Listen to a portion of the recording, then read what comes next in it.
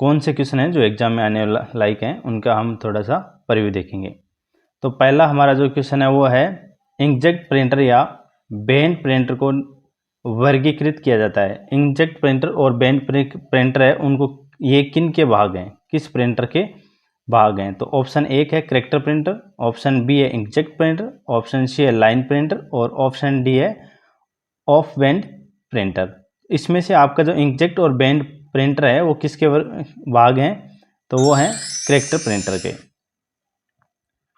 Next question हमारा है, कौन सी सेकेंडरी मेमोरी का प्रकार नहीं है? आपको जो ऑप्शन दिए हुए हैं उनमें से आपको देखना है कि सेकेंडरी मेमोरी का प्रकार कौन सी नहीं है। तो हमें बताना है प्राइमरी मेमोरी कौन सी है। क्वेश्चन को हम सही तरीके से पढ़ें तो ये होता है कि प्राइमरी मेमोरी कौन सी है। तो प्राइमरी मेमोरी वो होती है जो कंप्यूटर को चालू करने में सहायक होती है। तो कंप्यूटर को जो चालू करने में जो सहायक होती है, वो उसका महत्वपूर्ण जो भाग होता है कंप्यूटर का मेमोरी में, वो होती है रैम, रैंडम एक्सेस मेमोरी। इसके अलावा जितनी भी मेमोरी दिख रही है आपको, ये सारी की सारी सेकेंडरी मेमोरी है। नेक्स्ट क्वेश्चन हमारा इस तरह से रहेगा, वेब ब्राउज़र क्या है? वेब ब्राउज़र किसे कहते हैं या वेब ब्राउज़र क्या है? तो वेब ब्राउज़र क्या होता है? मकड़ी, एक प्रकार का मकड़ी जाल होता है। एक कंप्यूटर को फाइलों को स्टोर करता है, एक कंप्यूटर जो फाइलों को स्टोर करता है उसे वेब ब्राउज़र कहते हैं। या एक व्यक्ति जो वेबसाइटों को देखना पसंद करता है उसे वेब ब्राउज़र कहते हैं। या फिर एक सॉफ्टवेयर प्रोग्राम जो आपको वर्ल्ड वाइड वेब पर वेबसाइट तक पहुंचने की अनुमति देता है। तो हमारा जो राइट आंसर होगा वो होगा डी। एक सॉफ्टवेयर होता है जो आपको वर्ल्ड वाइड वेब पर वेबसाइट तक पहुंचने की अनुमति देता है, उसे हम वेब ब्राउज़र कहते हैं। नेक्स्ट क्वेश्चन हमारा इस प्रकार से रहेगा, सबसे पहला कंप्यूटर का नाम क्या था? सबसे पहला जो कंप्यूटर था उसका नाम क्या था? तो सबसे पहला जो कंप्यूटर था उसका नाम था ENIAC। जो ऑप्शन रहेगा बी, ENIAC है वो सबसे पहला कंप्यूटर था। आधुनिक कंप्यूटर की खोज सर्वप्रथम कब हुई? आधुनिक कंप्यूटर का मतलब होता है जो अभी हम कंप्यूटर देख रहे हैं उसकी खोज सर्वप्रथम कब की गई थी? तो उसकी खोज सर्वप्रथम ऑप्शन ए है 1949, ऑप्शन बी है 1951, ऑप्शन सी है 1946 और ऑप्शन डी है 1947। तो हम इसको याद रख सकते हैं कि हमारा जो भारत है वो आज़ाद होने के 1 वर्ष पहले आधुनिक कंप्यूटर की जो खोज है वो की गई है। नेक्स्ट क्वेश्चन हमारा इस प्रकार से रहेगा, कंप्यूटर का हिंदी नाम क्या होता है? यानी कंप्यूटर को हिंदी में क्या कहते हैं? कंप्यूटर जो शब्द है उसका वैसे अर्थ तो होता है गणना करना, लेकिन इसका जो हिंदी नाम है वो होता है संगणक। ऑप्शन बी राइट आंसर रहेगा। नेक्स्ट क्वेश्चन हमारा इस प्रकार से है, कंप्यूटर साक्षरता दिवस कब मनाया जाता है? कंप्यूटर साक्षरता दिवस है वो कब मनाया जाता है? तो वो हमें पूछा गया है। तो कंप्यूटर साक्षरता दिवस है वो 2 दिसंबर को मनाया जाता है। तो इसका राइट आंसर होगा डी। नेक्स्ट क्वेश्चन हमारा ये है कि सीपीयू का पूर्ण नाम क्या है? सीपीयू की फुल फॉर्म पूछी गई है। तो सीपीयू की फुल फॉर्म है वो आपको बतानी है, central processing unit, central problem unit, central processing union, या इनमें से कोई नहीं। तो इसका जो राइट आंसर है वो है ए ऑप्शन। नेक्स्ट क्वेश्चन, आपको फुल फॉर्म्स और शॉर्टकट पूरी याद करनी है। इनमें से कौन सर्च इंजन नहीं है? आपको जो ऑप्शन दिए गए हैं इनमें से कौन सा ऐसा है जो सर्च इंजन नहीं है? सर्च इंजन वेबसाइट पर सूचना को खोजने के लिए काम में लिया जाने वाला सॉफ्टवेयर होता है। तो पहला गूगल बहुत पॉपुलर सर्च इंजन है, दूसरा याहू, ऑप्शन बी में याहू है, ये भी सर्च इंजन है, और तीसरा बाइडू, ये भी सर्च इंजन है। तो ऑप्शन नंबर डी रहेगा जो आपका सर्च इंजन नहीं है। नेक्स्ट क्वेश्चन, निम्न में कौन इनपुट इकाई है?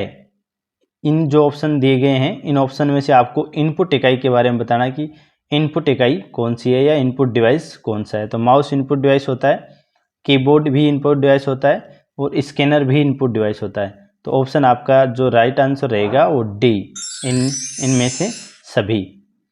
नेक्स्ट क्वेश्चन हमारा इस प्रकार से रहेगा, 1 किलोबाइट यानी कि 1 KB कितने बाइट के बराबर होती है? 1 किलोबाइट कितने बाइट के बराबर होती है?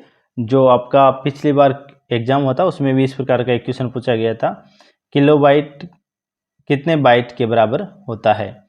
तो हमारा जो राइट आंसर है वह 1024 बाइट के बराबर 1 किलो बाइट होता है। नेक्स्ट क्वेश्चन, कंप्यूटर में प्रयुक्त आईसी, कंप्यूटर में प्रयुक्त आईसी चिप बनते हैं किस पदार्थ के बने होते हैं आईसी चिप?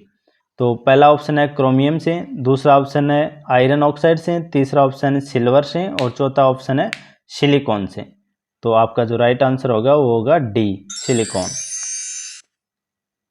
नेक्स्ट क्वेश्चन हमारा इस प्रकार से रहेगा, कंप्यूटर की प्रथम पीढ़ी में निम्न में से किसका इस्तेमाल किया जाता था?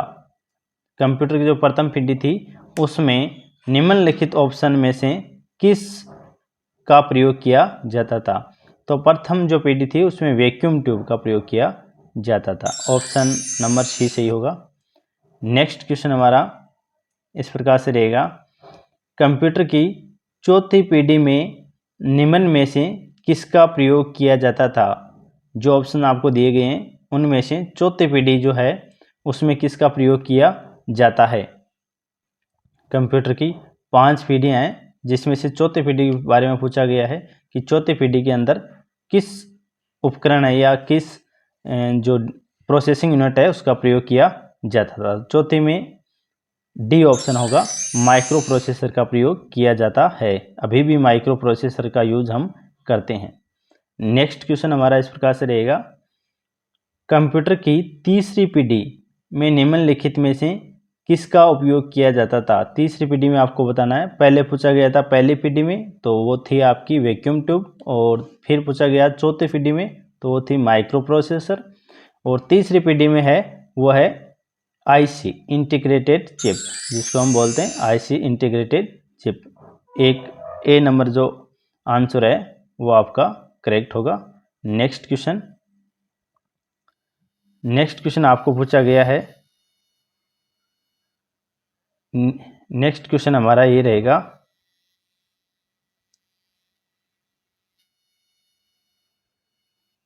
कंप्यूटर की दूसरी पीढ़ी में निम्न में से किसका प्रयोग किया जाता है? तो आपको चारों पीढ़ी के बारे में पूछ लिया गया है, तो हमें बताना है कि दूसरी पीढ़ी में किसका प्रयोग किया जाता है। तो दूसरी पीढ़ी में है ट्रांजिस्टर का, ट्रांजिस्टर का प्रयोग दूसरी पीढ़ी के अंदर किया जाता है।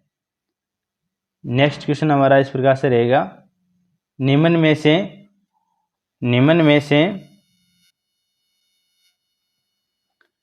में से ऑपरेटिंग सिस्टम कौन है?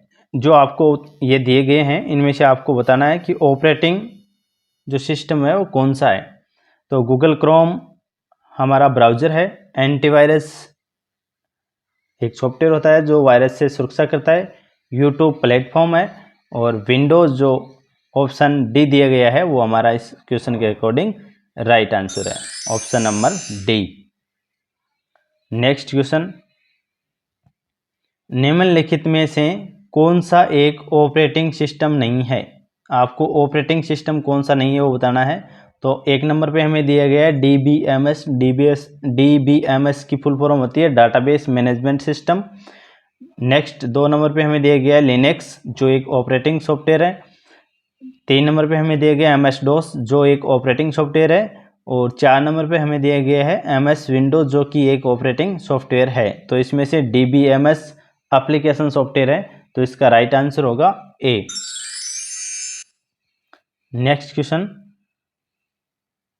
क्वेश्चन हमारा इस प्रकार से रहेगा, बाइनरी नंबर सिस्टम में कितने अंक होते हैं? यानी इसके जो आधार हैं वो कितने होते हैं, ये हमें पूछा गया है। तो बाइनरी में 0 और 1 2 अंक होते हैं, तो इसका राइट आंसर होगा ए। नेक्स्ट क्वेश्चन हमारा इस प्रकार से रहेगा, सीपीयू में कंट्रोल, मेमोरी और तीसरा कौन सा यूनिट होता है? सीपीयू में 3 यूनिट होते हैं, पहला है कंट्रोल, दूसरा है मेमोरी और तीसरा यूनिट आपसे पूछा गया है। तो माइक्रो प्रोसेसर तो सीपीयू को कहते हैं, प्रोसेसर हो गया, आउटपुट डिवाइसेज होते हैं। इसके अलावा जो इसका राइट आंसर होगा वो होगा डी, अर्थमेटिक लॉजिकल यूनिट, जो इसकी तीसरी यूनिट होती है। नेक्स्ट क्वेश्चन, सीपीयू के एएलयू में होती है। सीपीयू का जो एएलयू पार्ट है, अर्थमेटिक लॉजिकल यूनिट है, उसमें क्या होता है? तो ये आपसे पूछा गया है। सीपीयू के एएलयू में होता है रजिस्टर। नेक्स्ट क्वेश्चन, गणना और तुलना के लिए कंप्यूटर के किस भाग का प्रयोग किया जाता है? यदि आपको कोई गणना करनी है या तुलना करनी है दो में, तो आपको कंप्यूटर के किस भाग का प्रयोग किया जाएगा? तो डिस्क यूनिट नहीं है, मोडेम नहीं है, मोडेम कंप्यूटर में नेट कनेक्ट करने के लिए काम में लेता है। तो इसका जो राइट आंसर होगा वो सी होगा, ALU, arithmetic logical unit. Next question हमारा इस प्रकार से है, एक हार्डवेयर डिवाइस जो डाटा को अर्थपूर्ण इंफॉर्मेशन में परिवर्तित करता है। आपको वो हार्डवेयर बताना है जो डाटा को अर्थपूर्ण इंफॉर्मेशन के अंदर परिवर्तित करता है। तो वो होता है प्रोसेसर। प्रोसेसर के द्वारा डाटा को अर्थपूर्ण इंफॉर्मेशन में परिवर्तित किया जाता है। तो इसका जो राइट आंसर होगा वो होगा ए। नेक्स्ट क्वेश्चन, प्रोसेसर के तीन मुख्य भाग हैं। प्रोसेसर के जो तीन मुख्य भाग हैं जो हमने पहले भी पढ़े हैं वो कौन कौन से हैं? ऑप्शन एक है ALU, कंट्रोल यूनिट और रैम। बी ऑप्शन है ALU, कंट्रोल यूनिट और रजिस्टर। सी ऑप्शन है केस, कंट्रोल यूनिट और रजिस्टर। और डी ऑप्शन है इनमें से कोई नहीं। तो इसका जो राइट आंसर होगा वो होगा बी, ALU, कंट्रोल यूनिट और रजिस्टर। नेक्स्ट क्वेश्चन, कंप्यूटर के सेंट्रल प्रोसेसिंग यूनिट का फंक्शन है। सेंट्रल प्रोसेसिंग यूनिट है कंप्यूटर की, यानी CPU है, वो क्या कार्य करता है? ये हमारा लास्ट क्वेश्चन है।